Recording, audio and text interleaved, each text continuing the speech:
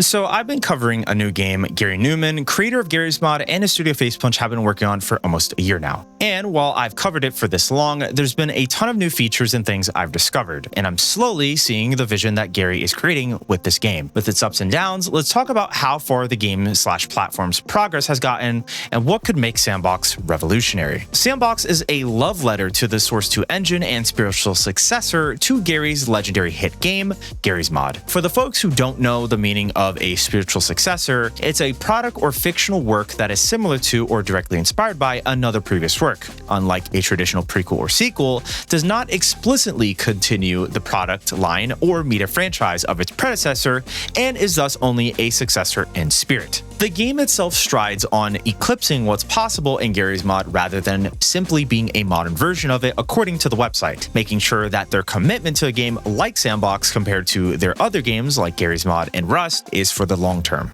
Truthfully, the game itself is more like a game engine tied in with a platform that allows you to create what you want and in your own style. Unless it violates Facepunch's platform rules like IP infringement, among other things you can take a guess wouldn't last a day on the platform, this is still a work in progress. This idea allows the majority of independent developers to truly have the freedom to create the games they want to run wild. But many would say, well, most game engines do this already, so what makes S&box really any different from a Godot, Unreal, or Unity engine? Source 2 has been an incredibly sought-after game engine for modders and developers for quite a long time. And with the Source community wanting Valve to release the Source 2 SDK, it'd be a very long time if we'd heard or see anything relating to the release of the SDK. With S&box, this is where things got pretty odd. Garry got access to the Source 2 engine and license to use the game back in 2020, which he announced he switched over thanks to Valve and started working on creating the game on the engine with a new code base, network code, and more. While this isn't the first time Garry switched engines, this is the most important switch since between him and the team working on S&box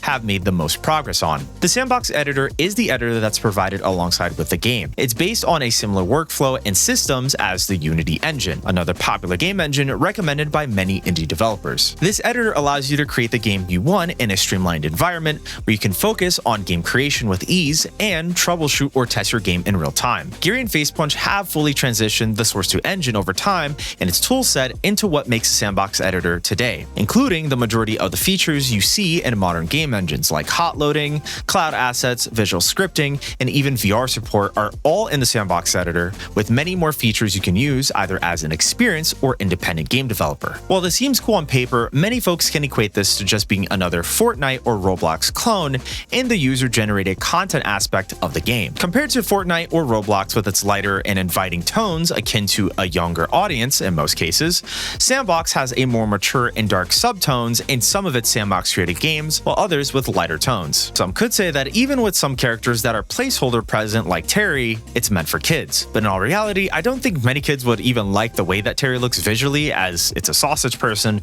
and purposely made to look very unappealing. But with some of those features mentioned, this is probably not enough for most people. This is where the most recent updates around exporting and creating standalone games on the platform come into play. What if you could not only just create your own game for the platform, but also export it as a fully functional PC game to sell it on Steam at no cost? This is something Garry specifically talked about, as he wants people to have access to this for free, as Facepunch wouldn't lose any money from it, and this is something that would be beneficial to many game developers who want to use this feature. While this seems like something that would get a mixed reaction, it's completely understandable. This feature has been in development for the last couple of months, with new updates happening to the game exporting wizard. This is still a huge feature in development, as Garry has been in talks with Valve wanting to incorporate this. The downside is that this isn't official yet, and the only reason is if Valve hasn't given the green light to Facepunch and Garry to add the system. If they were to use it, it would be an unauthorized redistribution of the Source 2 engine, which Valve is going to have to set some heavy rules in place before it becomes official. This doesn't seem entirely off the table yet, since more and more updates get pushed to polish off the exporting system, including making sure that the correct game files are needed and the game itself is ready for Steam's marketplace. This would be monumental, as it'll be one of the first game platforms that allows allows full standalone game exporting onto Steam. Also, if you think about it, this is basically the closest thing that we get to having a functional Source 2 development kit available for anyone to use and ready to go. And while it's not exactly the SDK many folks have asked for or want, it looks like Facepunch wants to take the reins on making this a reality. For monetization, Garry has mentioned on how he wants to make this system properly. He wants developers to get paid for the work, and as a result, done through a system akin to how map creators get paid on Fortnite through player engagement.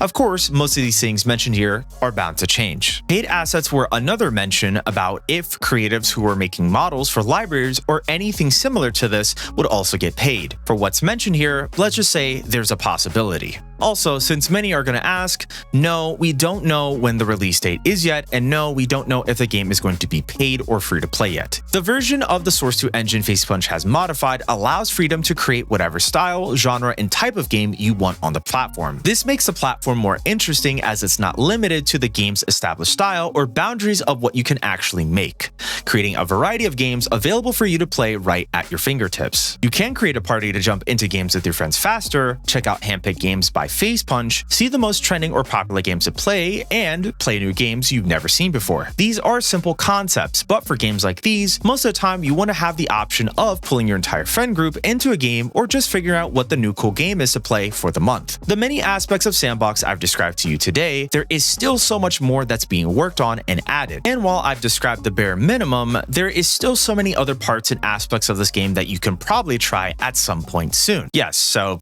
you're all wondering, how can I get it? Well, recently, Garry announced the end of the invite key system, which was to invite people to the developer preview, but he's decided to scrap that altogether and is now preparing to open the developer preview up to the public with a click of a button. I also want to clarify that there hasn't been a mention of when this will be out yet, but once it comes out, I'll be notifying everyone with an update video. There's a lot of potential with S&box and what it can provide for not only just gamers interested in some smaller and weirder indie games to play and experience, but also the potential of creating possibly new future hit games that we'll talk about for years to come. It's all possible, but only if executed right. Of course, if you want to keep up with everything S&box related, definitely hit that subscribe button, and make sure to check out this video on screen about what to experience before S&box opens up to the public. Thanks for watching.